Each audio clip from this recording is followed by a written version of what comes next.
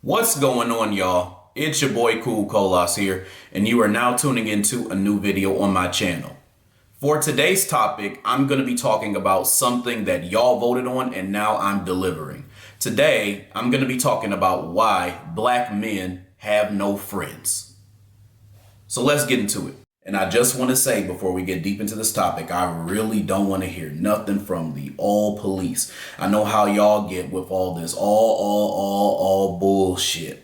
Ain't nobody got time for that, y'all, because a lot of y'all like to come up in here and talk about the minority and the exception to the rule when I'm talking about the majority of a certain topic, in this case, the majority of black men. Because I already saw some of you Negroes getting in the comments talking about some, cool colas. I want to talk about something different because, I got black friends.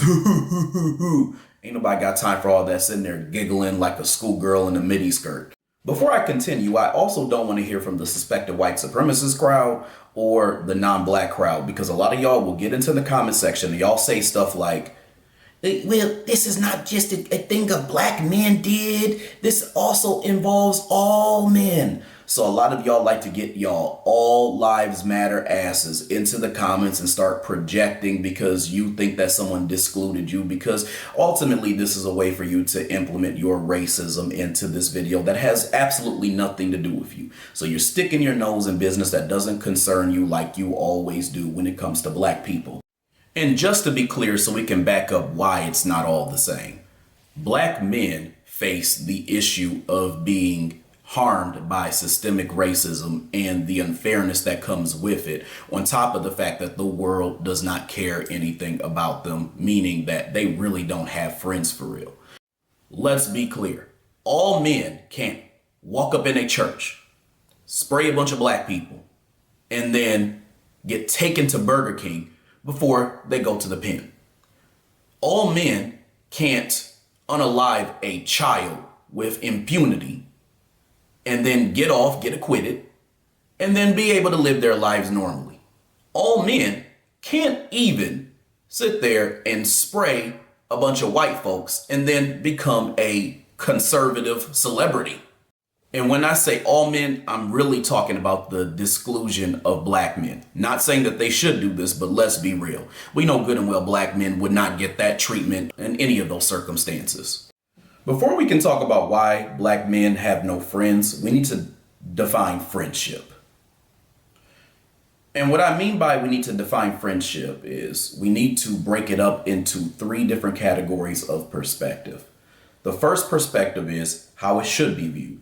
The second perspective is how it's typically viewed in modern society. And then the third perspective is how whoever personally views friendship. Now let's first talk about how friendship should be viewed. If we were living in a fair world, friendship should be viewed as a relationship, a non-intimate relationship, that is, between two people that is built upon trust, love, compassion, truth, and also a bond based on commonalities. And this relationship is very reciprocal. Now let's talk about how it's typically defined in modern society. Friendship typically is defined as a hangout relationship or a hangout session between buddies. It's typically involved as a process where two people are having fun based on commonalities. They're going out, they're doing cool things, they're doing interesting things, and it's nothing but positive vibes basically all the time. Now let's talk about how I define friendship. I define friendship as an elevated acquaintanceship where people prioritize one another in the relationship that they have. A bond is built and there's also an understanding of the commonalities that these individuals have. Therefore, you categorize friends based off of those commonalities, meaning the conversations you have, the activities you get into, and the perspectives that you all have and share with one another. You have some friends where there's certain things you talk about with them, and then you have other friends where you just talk about everything with them, if this is a thing. But the main point and the main thing that needs to be emphasized about these friendships is that they are not fixed. They are relationships that can change and that need auditing from year to year, or however that individual would define is the best time to audit those friendships. And what's most important to this relationship is that it is continued and managed and maintenance based on mutual reciprocity. Now, black men don't have friends for a lot of different factors. Think about the world that we live in. There was a time period where black men used to go around, travel, hang out in packs. We live in a very individualized world. Now, some of us could sit there and we could say that this has a little bit to do with integration. So we can actually take this back to, race and whatnot, because it does involve that to a certain extent. Some people could say we live in a world where everybody is just so selfish and everybody is just trying to do things for them and theirs. And we also have this attitude in the way that we even communicate with each other. Hell, even when things go bad or things go wrong, instead of us trying to solve problems and trying to offer solutions to different things and also just be compassionate, our biggest instinct is to create isolation talking points. So this is a thing that involves everybody, but it's especially true for black men. The biggest problem with isolationism is that we stopped being a resource to one another. And ultimately, that meant that the trust was gone. And also, the idea of us building community was an afterthought. It's not something that we focused on. But that's the whole premise of how we can actually build and create real black unity. It's all about trying to connect with like-minded individuals. Now, earlier when I made the statement saying that modern society typically views friendship as a big old hangout session, I didn't add nuance to that. The part that I missed is that although the typical ideal is for friends to be individuals who just hang out and have a good time with one another, there are certain cases where it's somewhat normalized for certain people to express their emotions, their feelings, and the things that are going on with them that may not be so positive. So that's why you'll see a lot of women, in this case specifically black women, we're going to talk about as a counterpart, who are able to express themselves and their emotions and their feelings. And they typically have somewhat of a camaraderie that allows them to be heard and to be seen when they're feeling certain things. And it's typically understood that they are emotional creatures where we are supposed to be logical creatures. So it's unheard of for us as black men to express ourselves to people, generally speaking. And even if we do, we're not really seen as individuals who are deserving of empathy or compassion.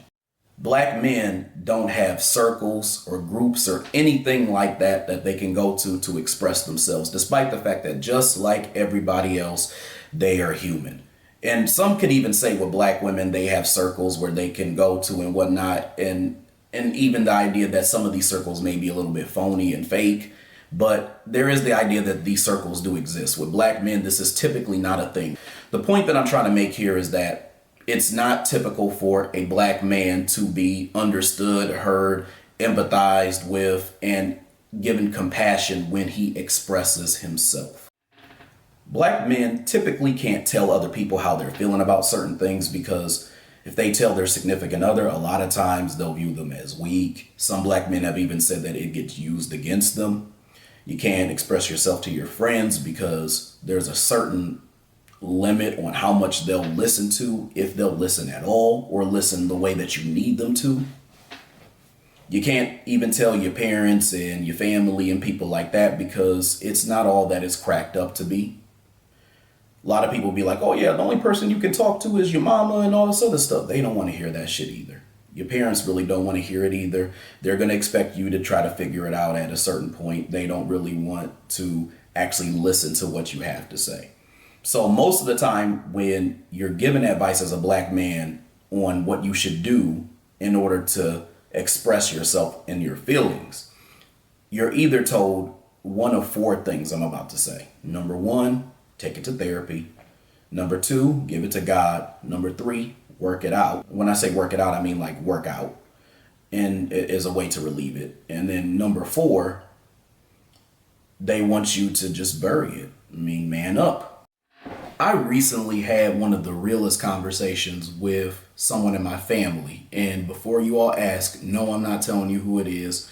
And number two, yes, it was somebody who is old. And the conversation that we had was around how I never call or talk on the phone. And, a lot of old Negroes get into this big thing where, like, if you don't call them every day or you don't call them all the time or it's been a while, that you don't love them and all this other stuff. But anyway, point is that we had this conversation and I straight up told this person I talked to, I don't really talk on the phone like that. And they asked me why. And I said, okay, I'm just going to keep it totally 100 with you. I don't really see the point. I don't really like talking on the phone, period, to too many people. Because the reality is that when you talk to me, you should have to get all of me. I'm using my time, my energy, and everything to give you an authentic conversation when I could be doing something else. I could be, working. I could be spending time with my wife. I could be working on projects. I could be doing all this other stuff. I could be just chilling and napping. But I'm spending time talking to you. And what I find is that when I share things about myself, especially if they're things that are not too good, then a lot of people, again, will meet me with either apathy, sinister joy, or they'll just be straight up dismissive. So I got to the point where I don't really like talking to people on the phone like that, because it became a thing where they were sharing what was going on with them every 5 seconds, and I was limited to only sharing the positive things. It becomes draining and one-sided. And that's what a lot of us as black men have to do. We have to be a husk to be able to help solve everybody's problems and issues and things that are going on, but we can't really talk about ours, or we are seen as weak. Now, my point with that is not the fact that I'm angry, I'm frustrated, and I have issues with the fact that I'm talking on the phone and this is happening, but more so that this is just a waste of time for me, time that I could spend literally building and hustling. And by the way, for those of you all who are doing this, let's be real. Ultimately, if you're somebody who's looking to only talk to people because you're waiting to hear positive things, updates, outcomes, and things like that, then you're part of the problem, because ultimately you should be there for people based off of trying to be a resource or help for them, just like they should be that same way for you. My feeling is if somebody doesn't want to hear what I have to say, good or bad, then what is there to talk about? And I don't have updates to give every 5 seconds. I don't have a new thing that just happens every single week. And I don't really feel like checking in. Sometimes I feel like just doing me. And also, too, I don't want to always discuss, even if it is positive, all of the good moves and things that I'm doing. I bring up the phone thing because I used to be a person who would talk all the time on the phone, but I saw that I wasn't getting the reception that I wanted, as I was just sharing a lot of different things about myself. And instead, I felt that it was better for me to use my time better. And this is what I mean by the whole friends thing when it comes to, you only have friends who, are there for a good time. They only want to hear the positive things. They don't want to hear the negative things. But this is life, and we don't live in damn La La Land. We don't live in damn Disney World every day. People have problems, and every now and again, you may have to hear these things. As far as the advice that I said that is typically given to black men, there's a lot of pitfalls that actually can come with all of these pieces of advice as well, too. And I'm not saying that they're not effective in some ways. I'm just saying that there's other things to consider that typically don't get considered during this conversation. Excuse me. For one, when it comes to therapy specifically, I see that a lot of people suggest this for black men, which I can understand why therapy would be needed in certain instances or to some extent. However, the problem is that the nuances aren't considered. A lot of times when black men are going into therapy, they're given therapy based off of them finding a way to regulate in a society that's already working against them. And it's not tailored to just allow that black man to be able to get some things off his chest. Because a lot of times when these black men are going to therapy, they're probably getting things off their chest for the first time ever, or for the first time in a long time since not being able to be heard or understood. Now, again, I'm not saying that therapy is not always needed. I'm just making the point that there's also problems with black men going to therapy as a solution because people just don't want to hear them. And let's be real, therapy shouldn't be the total replacement for just having a kind compassionate and understanding friend or person in your life who you can go to and talk about things that are bothering you or that you struggle with from time to time. The other thing I would say too is with working out, because that's another big one people like to go to, is that can be effective to let off some steam, especially if somebody done pissed you the hell off. But the problem with that is a lot of times you're dealing with the anger that's come from that emotion or that feeling or that boundary that's been crossed, but you're not actually addressing it directly. So in other words, you're regulating it so that it doesn't show up and people recognize it and they say that you're, not exhibiting emotional intelligence, and then people lose respect for you and all this other stuff, right? But it's not the ultimate way to actually deal with the emotion.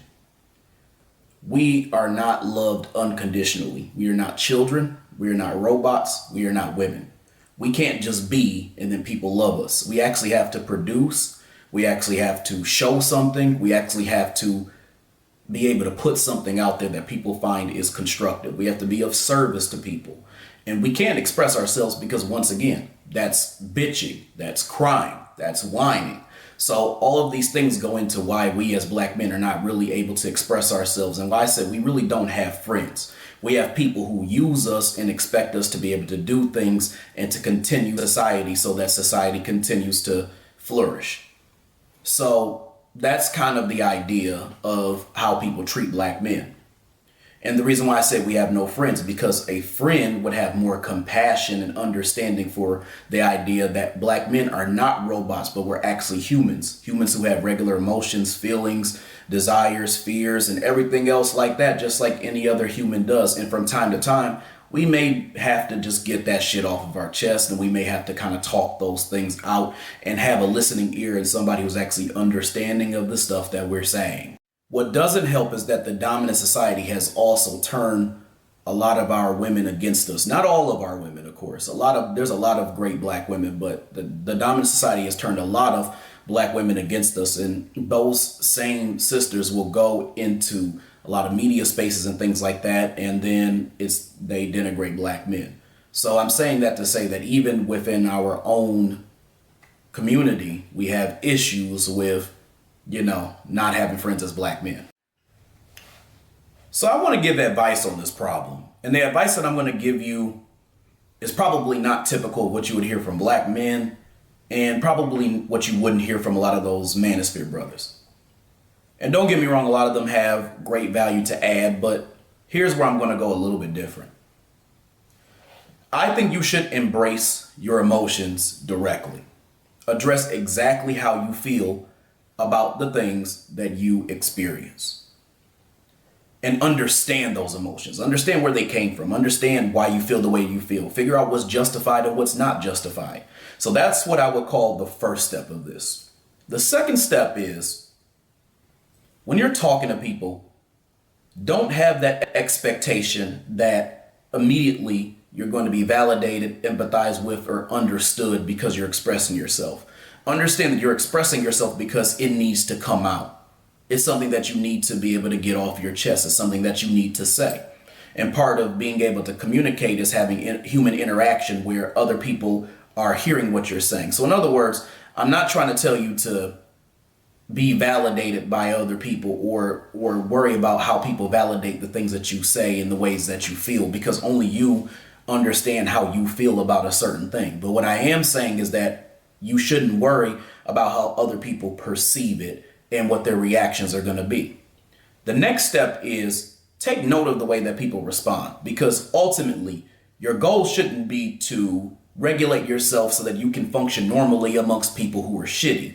But you should aim to find people who are compassionate, kind, and who are like-minded and who you can build with and who can understand certain things. So these are all very important in you being able to, again, express yourself and deal with individuals who you feel safe and comfortable enough with. It's all a balancing act. I mean, there are parts of it that, you are going to have to be able to understand yourself and how to regulate yourself. But the emphasis should be on manifesting positive relationships where people are compassionate and understanding to the things that you go through, especially if you're only expressing how you feel about things from time to time and having conversations about important topics that affect you and black men like you. And it's more important than trying to regulate yourself amongst people who are not compassionate just so they can maintain respect for you, despite the fact that they really don't give a shit about you in the first place.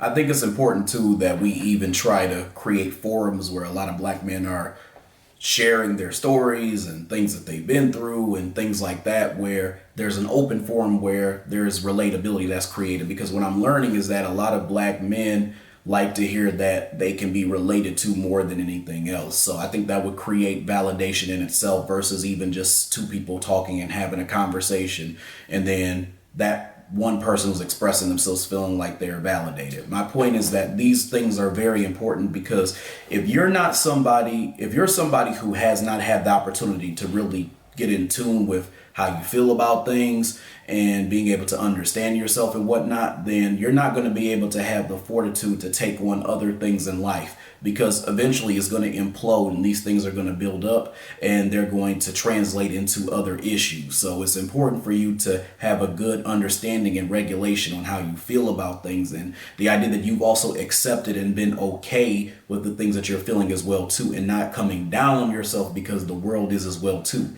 You got enough people who are basically going back and saying you ain't shit, you don't do anything, you're not valuable to anything or anybody, all you do is bitch and whine, you're weak and all this other stuff. You don't need to do that to yourself as well too. You actually have to be the empathetic person that you actually needed. And that's why I say that you need to find other people who are like-minded that also are going to show you that compassion and care, especially when you are expressing things that are important to you. The world typically sees you as a black man as a poster child for degeneracy, stupidity, and as a clown for entertainment. Let's just be real. I love how there's multiple platforms out there that are beginning to embrace black men sharing their stories, or at least catering to understanding and having compassion for the black man. And you have a lot of platforms like Express Yourself Black Men. You have Nicole Glass, Affirmations for Black Men. She does a great job as well too. And then you have Jason Wilson, who helps you to understand your emotions as a black man and how to regulate them properly. I'm also here to remind you that if you're somebody who is a black man and you do not have any friends, it is okay. You don't have to feel like you're somebody who needs to have a bunch of friends around you, because that's just more people that you have to monitor to make sure that you can trust them and that you are on the same page with. I had a mentor, and he once told me that when it comes to being a black man, in your lifetime, tops, you'll probably have 3 good friends, and that's about it. And I gotta tell you that made a lot of sense, because even in my life right now, I don't have a lot of friends who I talk to regularly. Matter of fact, even the ones who I'm close with, I probably talk to them between every 1 to 3 months. All right, y'all, I hope you enjoyed this video. I hope you enjoyed what I had to say, and I'll definitely have more to come, so make sure you stay tuned. If you like this video, I would love it if you liked, subscribed, shared, and hit the bell icon so you get notifications for whenever I come out with new content on this channel. Other than that, I'll talk to y'all later. Peace.